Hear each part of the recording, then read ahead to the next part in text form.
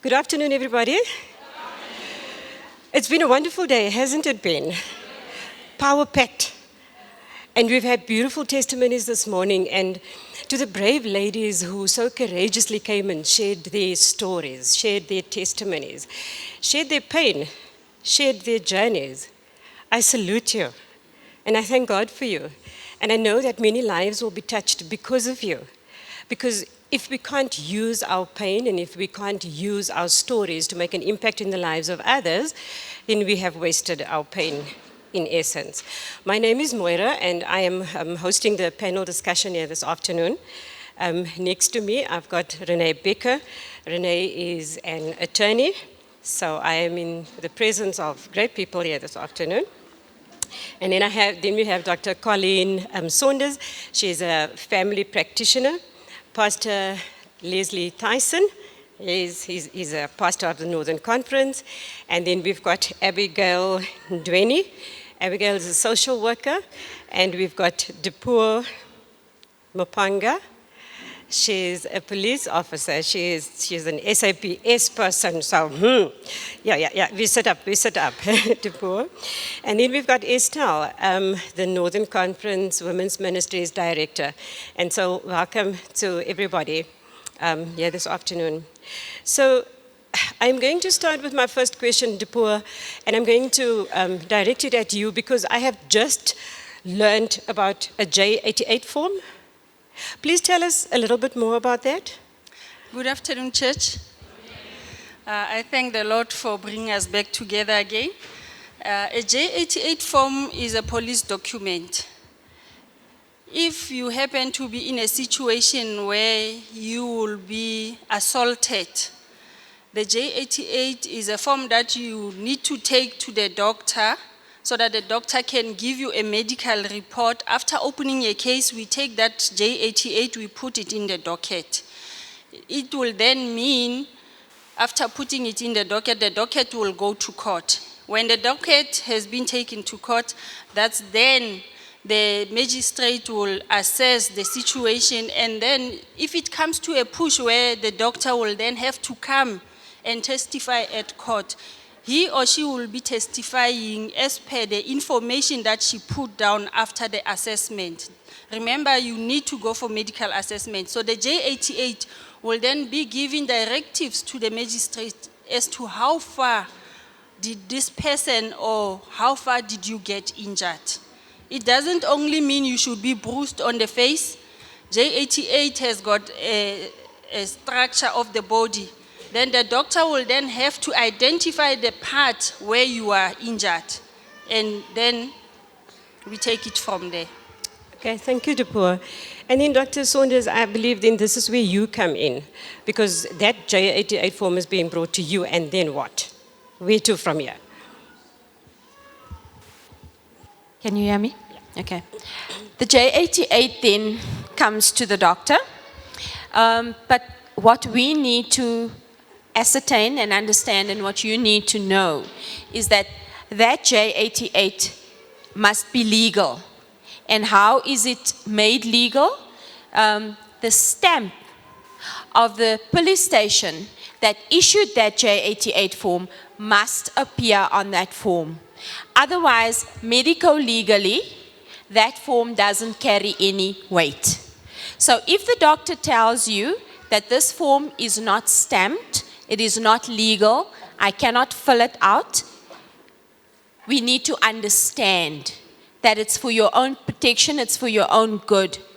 So basically what we will then do, we will put our details on with our qualifications as registered medical practitioners, the time, the date that the assault happened, the person who identified with that J88, who that person is, as well as was that person mentally competent to give you a history. And when we say history, we mean that what did you tell the doctor happened to you? Okay, so we have to write all that down, and there's also a section now in the new J88 that I see wasn't in the old J88, that the person actually has to give informed consent for you to examine them as the medical practitioner, because otherwise it could be taken as assault if you then go and undress somebody and you look all over their body and you write things down without their informed consent. So they have to understand what the form is all about, what the contents of the form is all about, and what we are going to disclose. Because what we're actually doing when we disclose information in a J88, we are legally breaking doctor-patient confidentiality. And that you have to sign for. And also on the J88, there's the history, and then it goes on to what the extent of the injuries was. Was the person intoxicated at the time? Did you take samples from the clothes? Did you examine the clothes? What did the clothes look like? And then we come to a whole section, which is quite a big section, on sexual assault. And when you were sexually assaulted, the doctor actually has to examine you with a certain gown and glove on so that they don't contaminate the specimens. And we have what we get from the police, and this is only available from the police. So if you were sexually assaulted and you go to the police station and you get a J88, make sure you get what we call a rape kit. Because only certain doctors can use that rape kit, because they have to be trained how to use the rape kit. They have to open it in a certain way. Certain tools in that rape kit is used for certain types of examination, and certain specimens from the rape kit must go into certain specimen bottles, so that there's absolutely no question that the perpetrator involved here is who you say that person is, and there's no contamination of the specimens. And every page at the bottom we have to sign an initial, and then at the end of the J88 there is a affidavit that we have to fill out to say that we are actually the people who identify this person who says they are who they are. And very often that we usually take their identity documents to say, show me that you are who you are. Because we need to understand here that this is evidence that could possibly get somebody prosecuted. So we have to be careful that we protect both the person and the perpetrator, because they are both patients. At the end of the day, that's what it is all about. And we have to honestly give our opinion, our professional opinion, about what happened in this situation. So, yes. Okay, so thank you so much, Dr. Saunders. Ladies, you can tell that we have been doing a lot of talking this morning, but obviously there were questions, and yes, we have to talk about the way forward, but then there are dark areas, gray areas, like J88 that I just found out about not so long ago. And so we need to know about these things. We need to be equipped. We need to know how to deal with these things when we leave from here this afternoon. Dupua, you wanted to add something to that?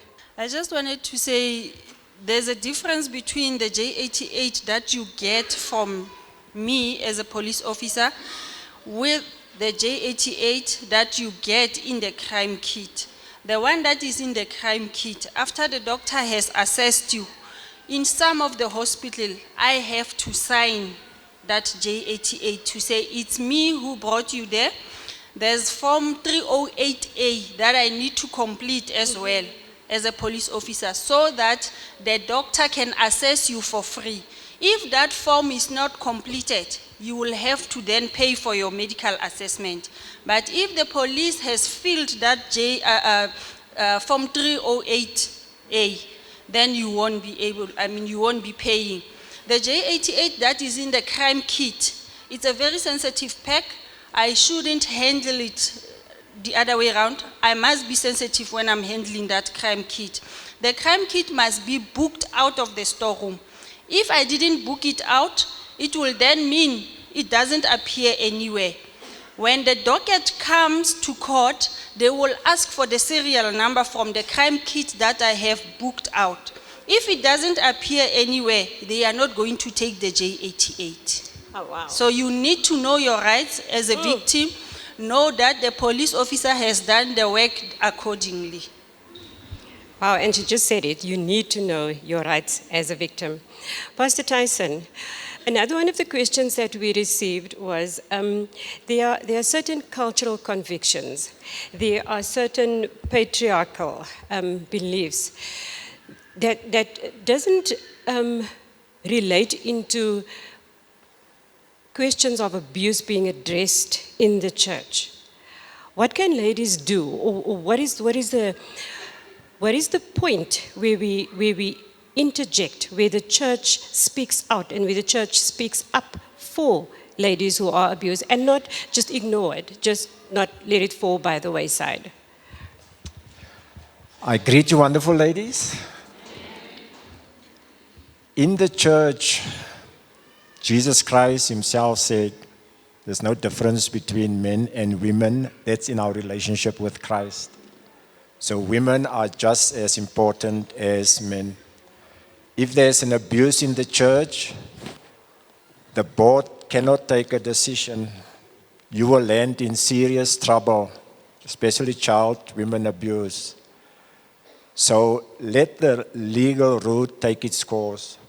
So if you approach the pastor and the pastor doesn't do anything, there's a conference. If the conference doesn't do anything, let the legal route take its course to be on the safe side. Thank you. In other words, Pastor, you are saying there are places and there are people that one can refer people who are abused to. Approach a social worker if there's child abuse, get them involved. You can't wish it away. There's many cases that I know of that they think they can correct it on board level to discipline the member. They can't do that. Let the legal route take its course and stop abuse, whether it's in the church or in our communities. Thank you, Pastor.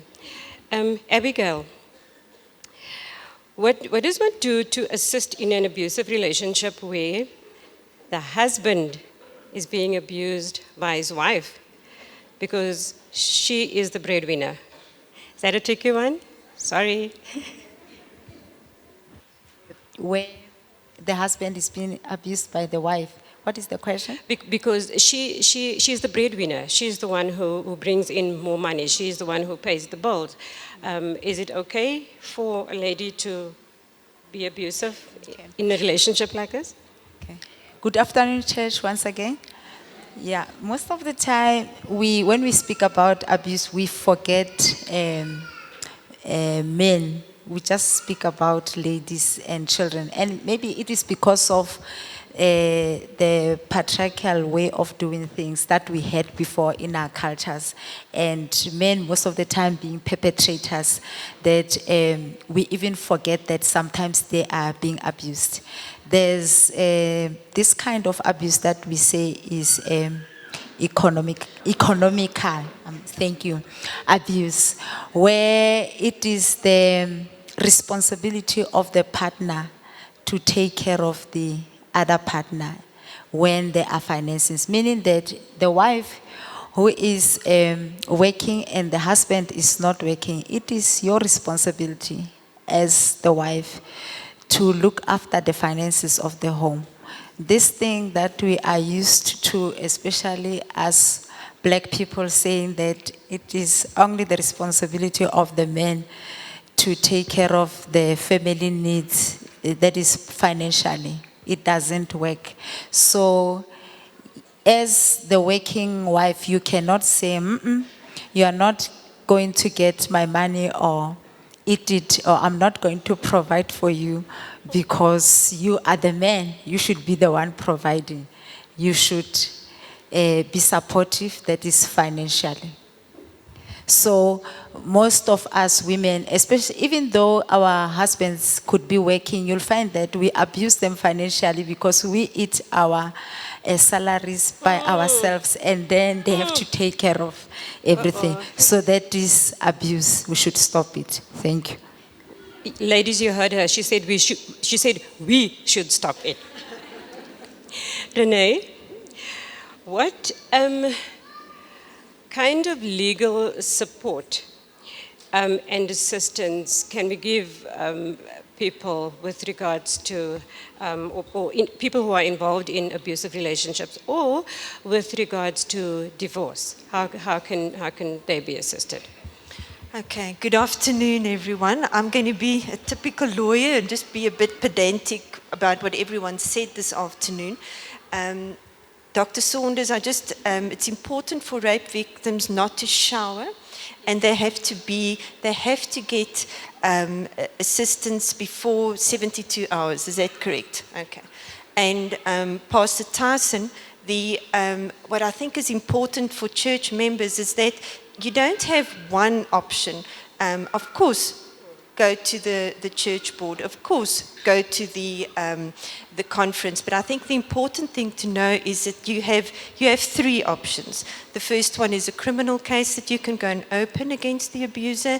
The second one is that in terms of the Domestic Violence Act, you can go and obtain a protection order that you can do without an attorney, and you can do everything immediately. You don't have to sit back and wait until the Act talks about a pattern. But, you know, if the first time that the person is going to hit you, I think that's the sign. I don't think we should sit back and wait for anything else. And then, Depoa, the other thing that I wanted to ask you is, oh yes, the statement that the complainant comes and does at the police station. I know that the police prefer to write it out, but I think what's very important just for the victim, and it's the complainant, let me rather use that word, is that the police officer reads it back to the complainant, because that statement is going to play an important role in court proceedings. So just to make sure that the police officer understood you correctly, you give him all your facts and information, but let him or her just read it back to you so that you know and understand what was written. Would you agree with me on that? It's very important for the victim to give me the statement, not to write his or her own statement. Why? Because I, as a police officer, will be able to identify the elements of crime from what you are saying. It is very important, because if you have to write your own statement, you may not give me the elements in that statement, and when it gets to court, they say, no, there's no case here. This person was not abused, because there are no elements of crime. Now, after I have obtained the statement, I need to give you the statement to read, if you can read. If you can't read, I must read it back to you, so that you then tell me that, no, I didn't say that, I said it like this. It's very easy for a police officer to put whatever that they want to put. Paraphrasing what you are saying, remember, it won't be exactly what you have said if I have to paraphrase. So reading it back to you will then help you to then say, yes, that is what I am saying. Otherwise, if I'm not going to read it for you, when you get to court, it's something else. Then there's no case. Absolutely. Okay, thank you for that. Okay, to come back to Maura's question, is that, of course, we have my husband Hanu and Colette are at the Trust Services Department, and they'll always be there to give you guidance. But I think the most important thing that I would like to just leave with you this afternoon is that you don't need legal assistance. The Act is there. The necessity is there to realize that you are the abused. You need help now. You can go to the magistrate's court. You can either go first to the police station, or you can go to a magistrate's court at any time. After hours, weekends, public holidays, you can go and you can apply for an interim protection order. That will be an interim protection order with a warrant of arrest. It will have a return date. In other words, it will give the respondent an opportunity to come to court and to put his side of his story. But the important thing to remember is that the moment that you obtain an interim protection order, that is it. The moment I'm talking about he or she, is in default or recalcitrant in terms of that order, he can or she can be arrested. And I think that is just so good to know that you are empowered. You're not in the hands of a legal person that you have to pay money, or you have the right to act, and the system is there to assist you. Thank you. And sorry, divorce. Can I quickly say something about divorce? In the divorce proceedings, the plaintiff and the defendant use one attorney, and that makes perfect sense because it's a commercial decision. It's only in really difficult circumstances that each one has their own attorney. But the problem is sometimes the husband has his attorney who's been working for, and then the wife also uses this attorney just to perhaps sometimes get an independent look. Then, of course, Hanu and Colette are there just to go and make an appointment, sit down with them and say, okay, this is the agreement that is on the table. Is this in my view, is this in my interest as well? And sometimes when you get to the point when there's a divorce, you're exhausted. You just do not have any energy to fight about a kettle or a vacuum cleaner, and please, I'm being facetious. But that's very important that the order of court is going to be with you for the rest of your life, and it's going to govern the relationship with your ex-spouse. So take time. Rather go and sit down with someone who has your interests at heart. Let them just have a look at the settlement agreement, and just to get that opinion is very important. Thank you. Now I'll stop talking. Thank you, Renee. I think we are so pressed for time here. Estelle, 90% of the congregation here today are ladies. And we are having this dialogue, and we are being equipped, and we are getting all this information. One of the questions that I get on a very regular basis is, what about our boys? What are we doing to impress upon them the need for change and transformation? Thank you. It's probably the most difficult question, right?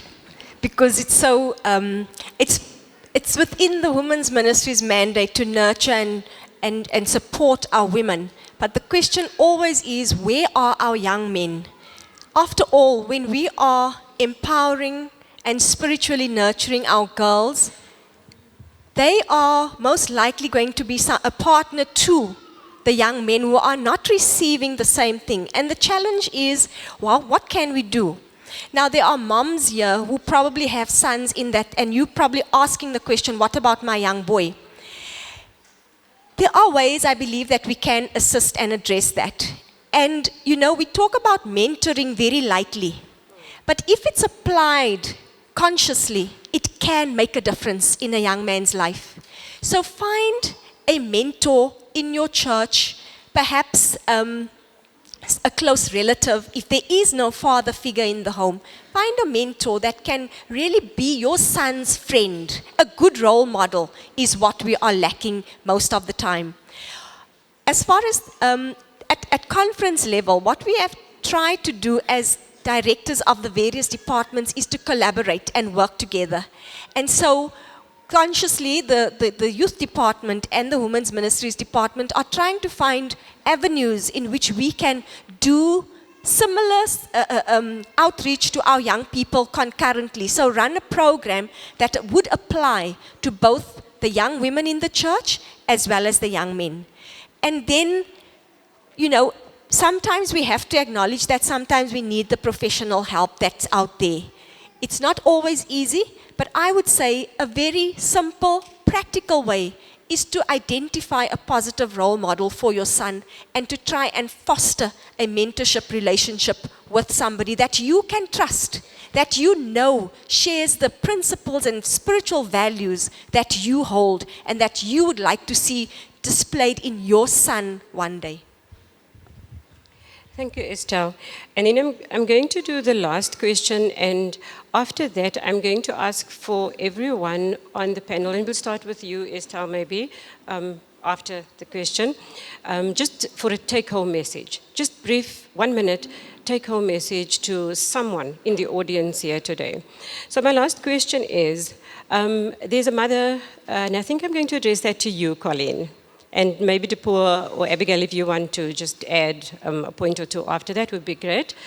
There's a mother of 3. She was raped as a young lady. She hasn't dealt with that. And now she's got problems in her marriage, in her relationship. Obviously, she doesn't want the father anywhere close to hugging his daughters. And she also isn't very affectionate towards him. Speak to that woman for me this afternoon.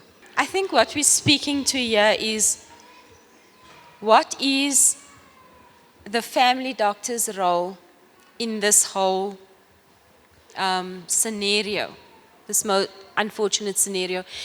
And what we are taught when we study family medicine is that the general practitioner or the family physician is the captain of the ship.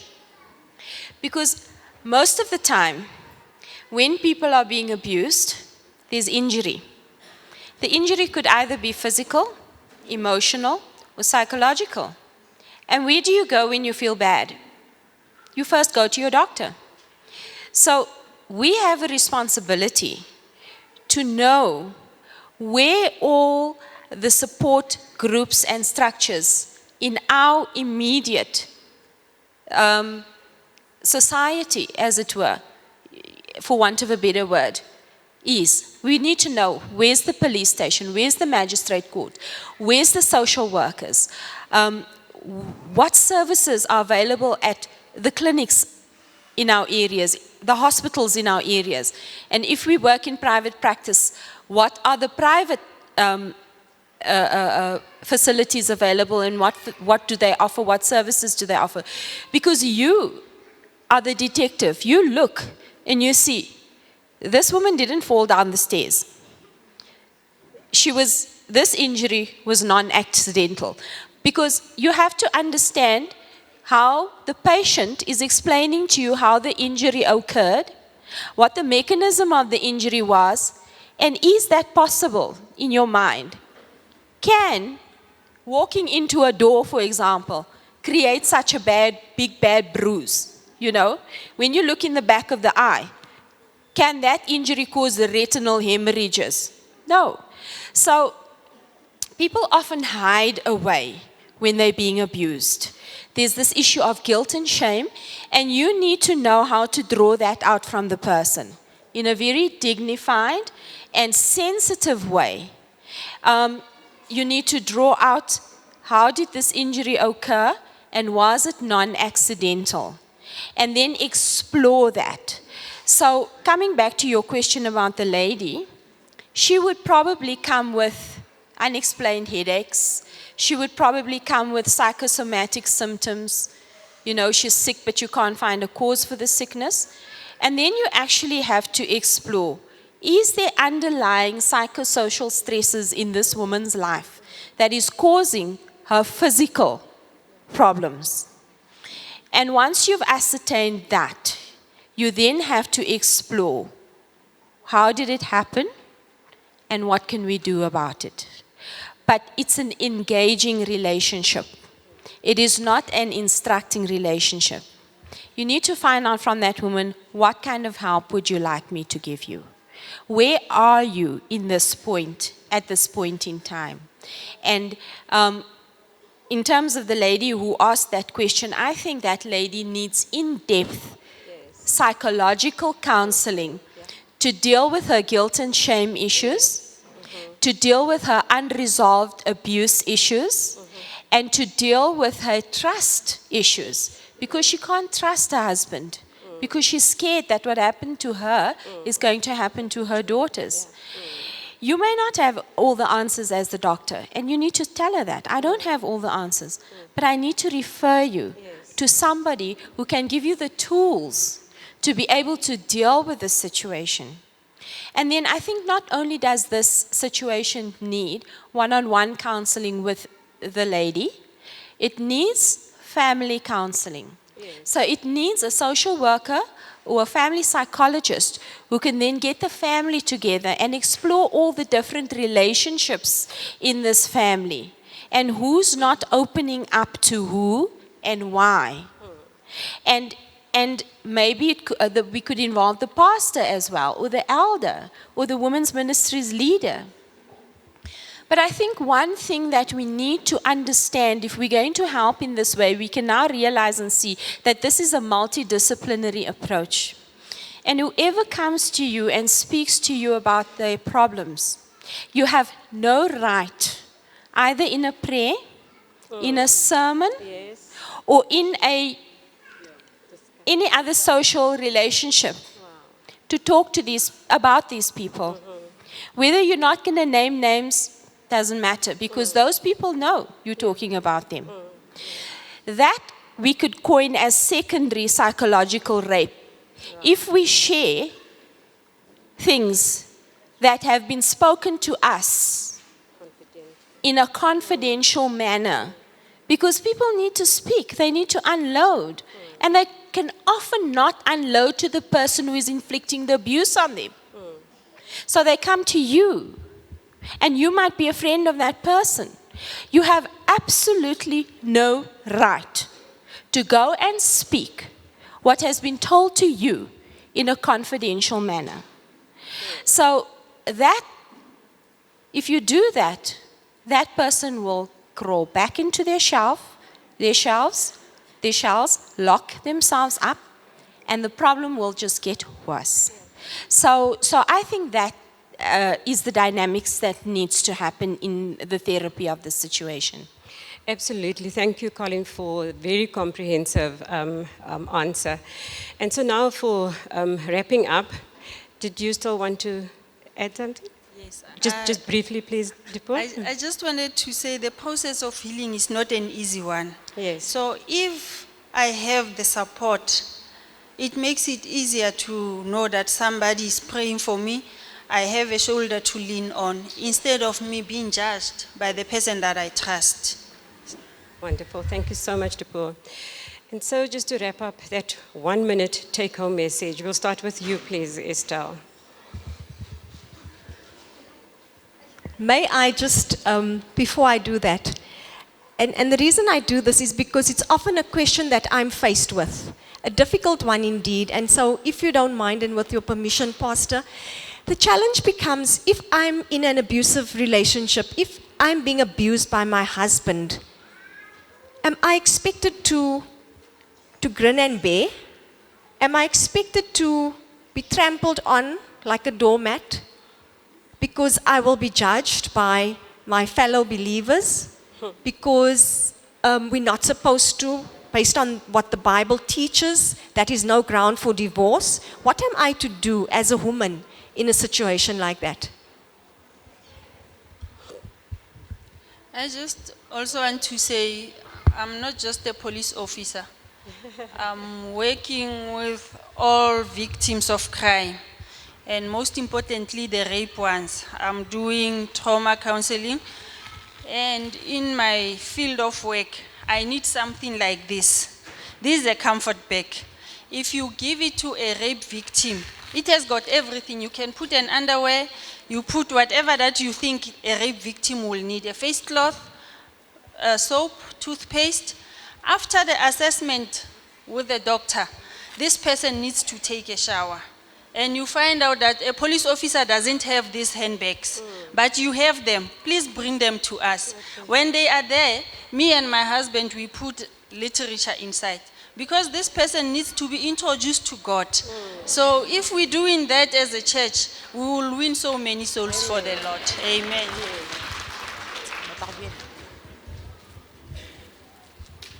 Okay, to that question, the question, can I get remarried? Can I remarry again, or should I divorce the husband? So the answer is yes and no. That's confusing, eh? Why do I say that? When there's abuse between the couple and they approach me, we counsel. So we first counsel. Divorce is not always the first option. We counsel, and we walk with the couple. When we notice that it's getting worse, one day, if I say no, you vow that you will stay in this marriage till death do us part. One day we will find her dead.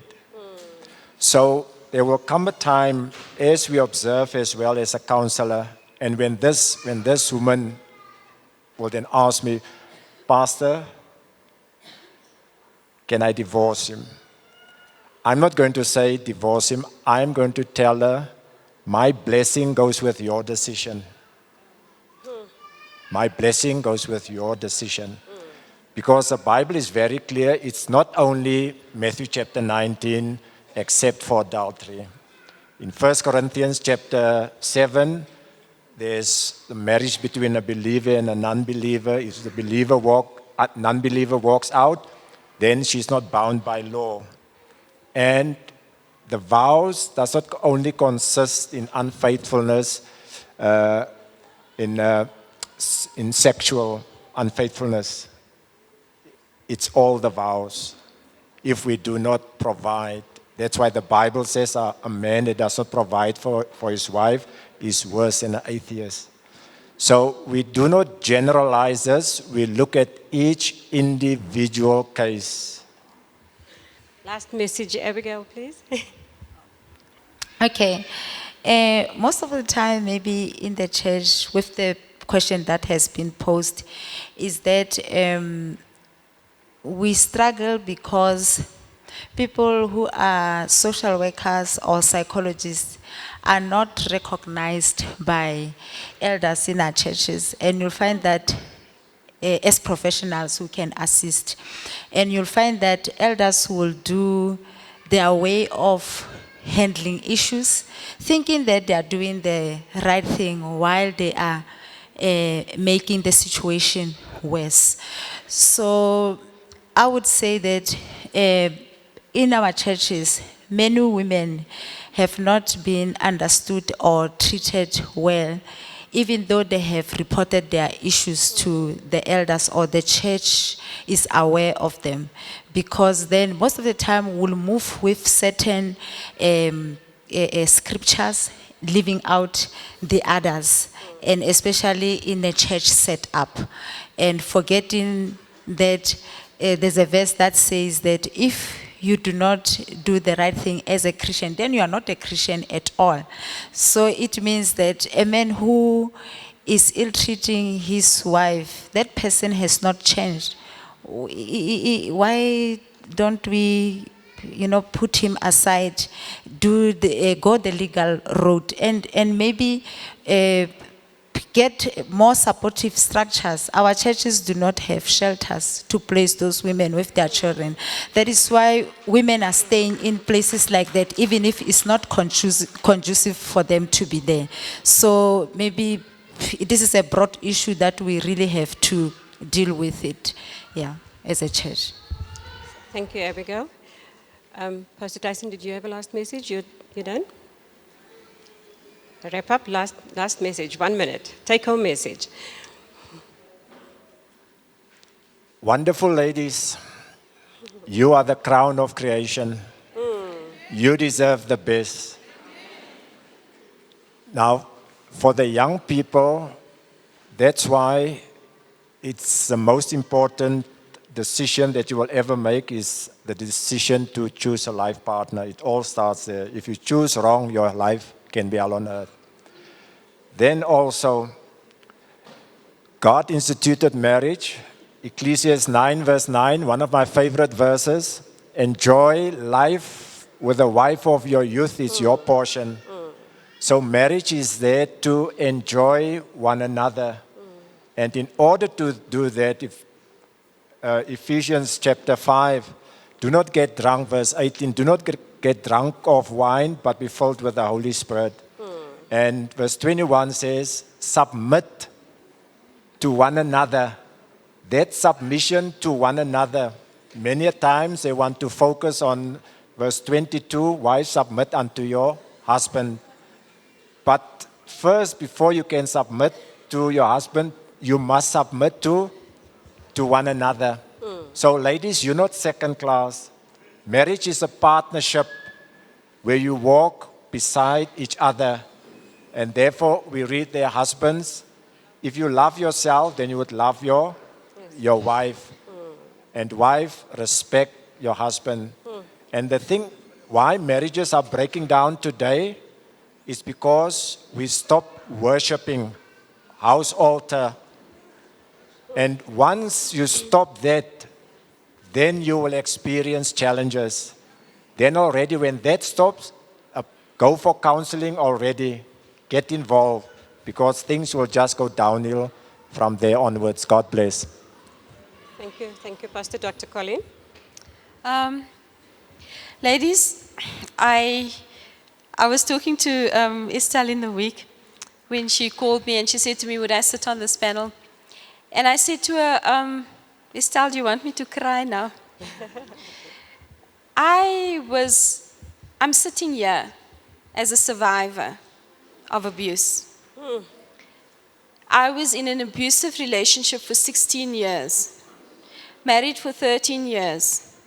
I experienced physical, psychological, emotional, and sexual abuse. And because of the Adventist culture that I was in, I stayed. Because there was a lot of guilt and shame issues, and what would this one say and what would that one say? But praise God, I've been freed. Amen. I've been freed for 10 years now, and I've decided to speak out. You can end it, and you can end it now. Don't be afraid. Amen. Wow, how do you go from there? First thing it's not your fault. That's the first thing. And please don't suffer in silence. You have a loving family. Church sisters and brothers are there to pray for you. Come forward. They are professional people. You've seen them now today. They're here to help you. Don't keep quiet. God bless. Thank you, everybody. And so, ladies, here we are. And who's to say that we weren't called for such a time as this? But that means that same old's not going to work anymore. That means that from tomorrow, you are going to do things differently. Is it going to be easy? Yes. And it is going to be easy because Jesus is going to be by your side. He is going to walk you through the process. The one thing I have learned about transformation is that it is going to leave you either very amazed or it is going to leave you very afraid. And to my surprise, I found the verse in Mark chapter 10, verse 32 that says, now they were on the road going to Jerusalem, and Jesus was going before them. But they were amazed, and as they followed, they were also very afraid. These are the disciples that we are talking about, and so are we, God's disciples. So either we are amazed or we are very afraid. But why are we afraid? Is it that we are afraid because we don't want to make that total commitment? Is it that we are afraid because we don't want to speak up and say, not on my watch? Abuse ain't going to happen anymore. Is it because we are afraid to say no? Not in my circle, you are not going to speak about my sister anymore. Is it because we are afraid to say stop abuse, end it now? I have learned something about the storms of life that we go through, and it is that there are 3 different categories of people going through and with relating to storms. Firstly, the other day as we had this terrible wind storm in Johannesburg, firstly there were some people going into the storm. And then there were some people right in the thick of things, right there where it was really, really happening. And then there was a third lot of people who were out of the storm. I was one of those ones that was out of the storm already. But in life it is exactly the same thing. But Jesus promises that he will walk alongside us. He promises that we really don't have to go through all of this for nothing. Revelation 21 verse 4 says, there's going to come a time where God is going to wipe away all our tears. And there will be no more what? No more tears. No more dying, no more crying, no more pain, no more divorce, no more abuse. And so we are looking forward to that city. And so whilst we are here, we are going to remember that this too will pass. We are going to remember that I am my sister's keeper. We are going to remember that we are not wrestling against flesh and blood, but against principalities and against powers, against spiritual wickedness in high places. And so we are not going to fight with the weapons of the enemy. We are going to fight with God's weapons. We are going to take this battle into the spiritual realm, and we are going to call God's presence every day. And with everyone that we are going to meet, we are going to walk from here today, and tomorrow is going to be a different day. Because today we are saying we are ending it now. Amen.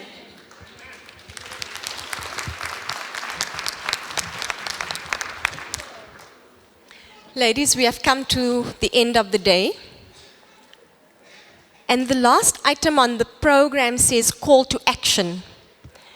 You know, we often speak about our churches being a safe place.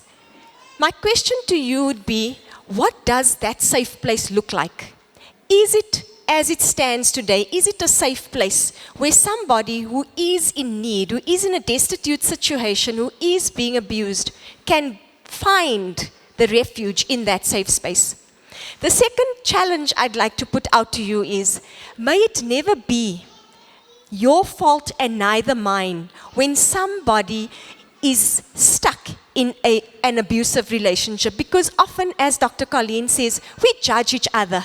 We gossip when somebody else is not in a good space. We gloat because it's not us that are being abused. May it never be that we are the ones that are guilty of the very thing. May it be that we are indeed my sister's keeper, because God's word reminds us in Proverbs chapter 31, verses 8 and 9, and it reads, "Open your mouth for the speechless. In the cause of all who are appointed to die, open your mouth, judge righteously, and plead the case of the poor and the needy." And in that, I'd like to include, plead the cause of those that are being abused. You see, my challenge where I sit at the conference is, how do I help the women of the Northern Conference? What do I say if somebody picks up the phone and says, I'm in an abusive relationship? And if you walk out here today not realizing that we are there to help and support, then I have lost complete objective for this day. That has been the purpose of today, is to bring ladies together to say to you, you know what? There is help. There is hope. There is the opportunity to move out of the victim situation and move to be somebody that can boldly one day share the testimony to say, you know what? God has brought me out of that abusive relationship. It's not easy. In fact, it's easier said than done. And we all agree. We stay in those relationships because we are economically dependent. We stay because our children need security.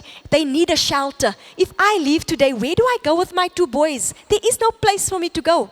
Those are the things that cause us to stay. But let's put our forces together, and I will take a bit of action this afternoon if you'll allow me to. And I want to say to the ladies present here, do we have some prayer champions seated here today? And if you are here, I'm asking you to come forward right now. Why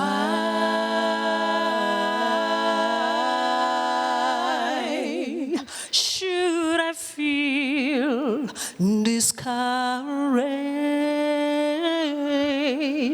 And why should the shadows come? And why should my heart be lonely and long for heaven and home? When Jesus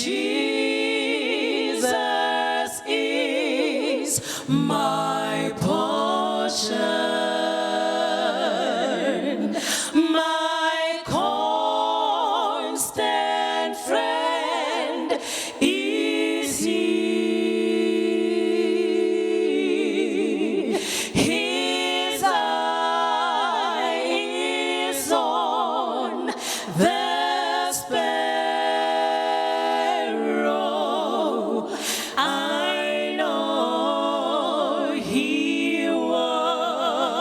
watches me. I know he watches me.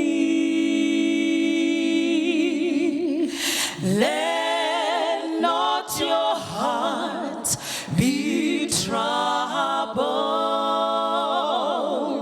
His tender words I hear, and resting on his goodness, I lose my doubts and fears. Though by his hand he leads me, but one step I may see. His eye is on the sparrow. I know he watches me. I sing because I am happy. I sing because I am free. His eye is on the sparrow. I know he watches me. I sing because I am happy. I sing because I am free. His eye is on the sparrow.